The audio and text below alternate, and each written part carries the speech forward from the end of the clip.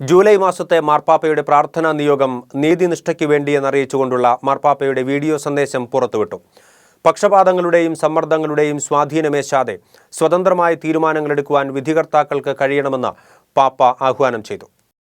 എല്ലാ മാസത്തെയും മാർപ്പാപ്പയുടെ നിയോഗങ്ങളെ പൊതുജനങ്ങളിലേക്ക് എത്തിക്കുന്ന പാപ്പയുടെ ലോകവ്യാപകമായ പ്രാർത്ഥനാ ശൃംഖലയാണ് പാപ്പയുടെ നിയോഗത്തിന്റെ വീഡിയോ പുറത്തുവിട്ടത്. മാനവരാശി നേരിടുന്ന വെല്ലുവിളികളിൽ ദൈവിക പ്രവൃത്തി വെളിപ്പെടാനായാണ് മാർപ്പാപ്പ ഓരോ മാസവും പ്രത്യേക നിയോഗങ്ങൾക്കായി ആഗോള സഭയോടൊപ്പം പ്രാർത്ഥിക്കുന്നത്.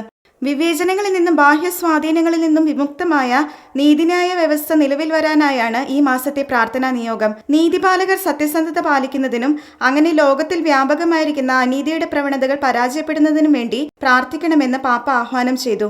ന്യായാധിപന്മാരും അഭിഭാഷകരും ജനങ്ങളുടെ അവകാശങ്ങളെ സംരക്ഷിക്കണമെന്ന് പാപ്പ പറഞ്ഞു. വിശ്വസ്തതയുടെ ഉത്തമ മാതൃക നൽകിയ യേശുവിനെ അനുകരിക്കണമെന്നും പാപ്പ ഓർമ്മിപ്പിച്ചു. International desk, Shekinah news.